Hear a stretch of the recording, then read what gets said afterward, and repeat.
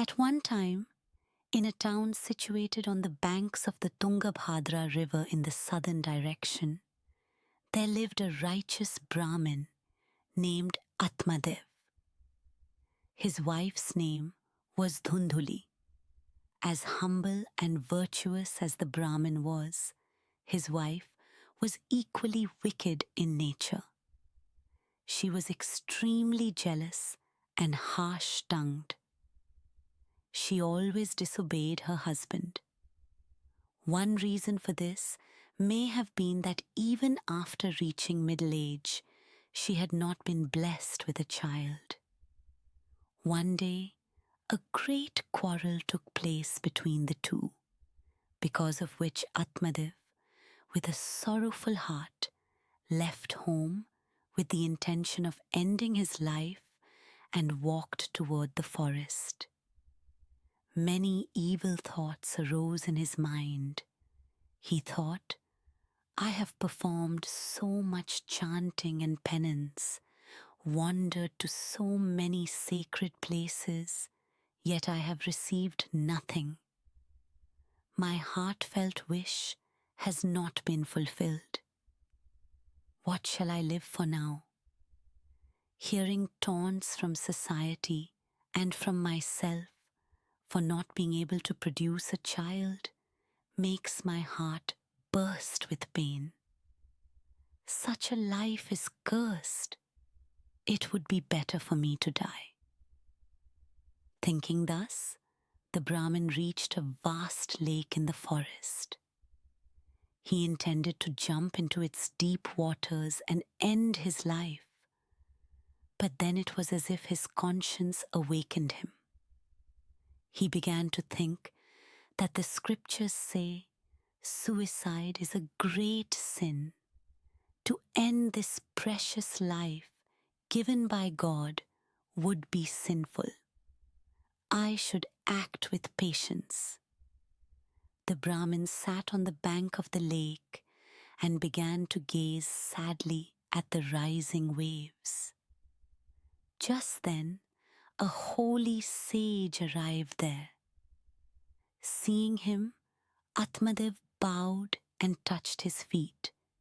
The sage blessed him and, noticing his sorrowful face, asked, What is the matter, child? You look very distressed. Yes, revered sage, I am fed up with this wretched life and have come here with the decision to end it, Atmadev replied. Suicide is a great sin, child, said the sage. Tell me your sorrow. Perhaps I can remove it. Revered one, said the Brahmin, even after years of penance, I have not received the joy of a son. Everyone insults me by calling me childless. Show me your right hand. Let me see what your palm lines say. The Brahmin immediately extended his right hand. The sage carefully examined the lines and then said, There is no sign of obtaining a son in your destiny, child. Therefore, abandon this useless worry and spend the rest of your life in devotion to God. Hearing this, the Brahmin pleaded, O great sage, I have heard that yogis can make even the impossible possible. Words from their mouths are like divine truth. O revered one, is there no remedy by which the stigma of being childless may be removed? The sage felt compassion for Atmadev. His heart melted. He took out a fruit from his bag and gave it to Atmadev, saying, If you desire a son so greatly, take this fruit. Feed it to your wife.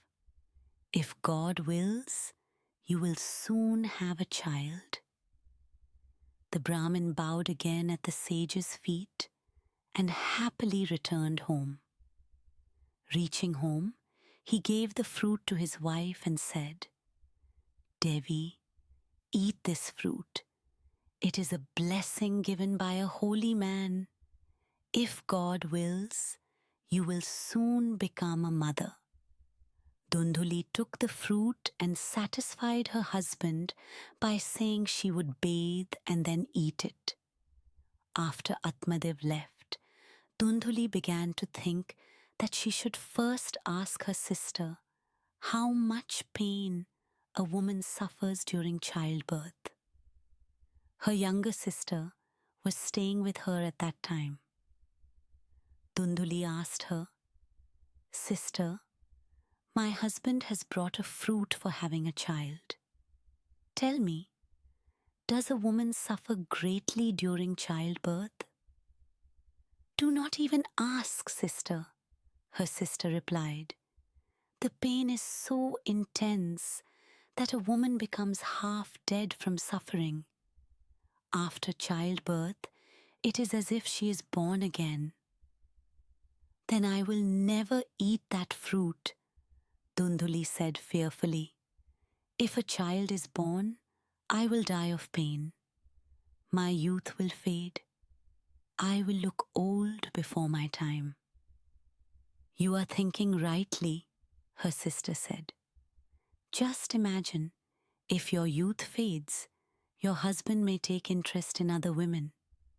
What will happen to you then?" "What shall I do now? Should I destroy the fruit?" "Why destroy it?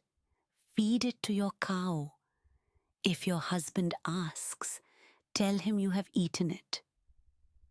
"But when the time is over and I do not give birth, what will I say?" "I will suggest a solution," her sister said.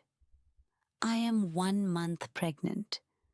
When my child is born, I will give it to you. And if my husband suspects because my stomach does not grow, bind cloth and cotton around your stomach and pretend to be pregnant." Dhundhuli accepted her sister's advice. She fed the fruit to the cow and settled her sister in a nearby house. At the proper time, when her sister gave birth to a son, Dhundhuli placed the child on her own bed and told Atmadev that she had given birth to a son. Atmadev was overjoyed at the news. He gave much charity to the poor and Brahmins and hosted a grand feast for the townspeople. He named his son Dhundhkari. A few days later, the cow also gave birth to a son. This child had ears like a cow, but the rest of his body was human. Atmadev named him Gokarna and raised him just like his own son. Dhundhuli's sister would secretly come to feed Dhundhkari her milk in Atmadev's absence. As Dhundhkari grew up, his habits worsened. Spoiled by his mother's affection, he became stubborn and ill-mannered. He would beat children and release others' animals. When neighbors complained, Dhundhuli would compensate them. Meanwhile, Gokarna regularly attended school and studied diligently. His teachers were pleased with him. After returning home, he served Atmadev devotedly. Though Dhundhuli scolded him without reason, he bore everything with a smile. In time, Dhundhkari became a thief and rogue. He began selling household items and visiting courtesans. One day, when his mother refused him money, he beat Dhundhuli so severely that she died. That evening, Gokarna and Atmadev discussed the matter. "Son Gokarna, I no longer feel attached to this house.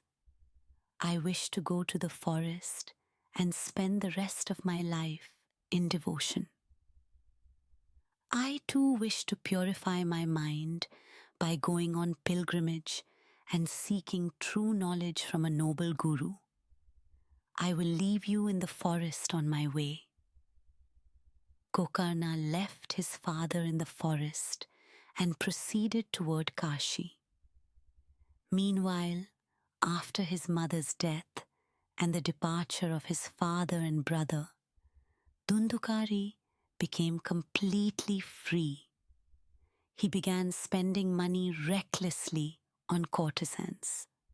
When his money ran out, they neglected him. Hurt by their behavior, he asked them why they had changed. They replied, "You understand correctly. Do not come without money. When you have wealth again, we will entertain you." Dhundhkari then began stealing to spend on them. One day, he brought 4 or 5 courtesans home. They made him drink heavily, and when he was unconscious, decided to kill him to avoid trouble. They strangled him and buried his body in the courtyard, taking his valuables and spreading the rumor that he had gone abroad for business. Dhundhkari became a dreadful ghost and wandered in the house. No one suspected anything. After completing his education in Kashi, Gokarna returned home. At night, strange disturbances occurred. He sensed a ghost.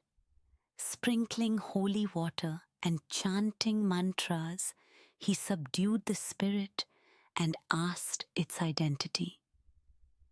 The ghost revealed he was Dhundhkari and begged for liberation. Gokarna went to Gaya and performed the proper rites, but the ghost remained. Upon consulting learned men, Gokarna was advised to worship the sun god. Pleased with his devotion, the sun god appeared and said that only by listening to the Shrimad Bhagavatam for 7 days with concentration could Dhundhkari attain liberation. A bamboo with 7 knots should be planted, and the ghost would sit on it in subtle form. As the story progressed, each knot would burst. Gokarna arranged the recitation. As the 7-day discourse proceeded, each knot burst one by one. On the 7th day, the final knot burst, and Dhundhkari emerged in a divine form. A celestial chariot arrived, and divine messengers took him to heaven. Whoever listens to the Shrimad Bhagavatam with a sincere heart ultimately attains a place in heaven.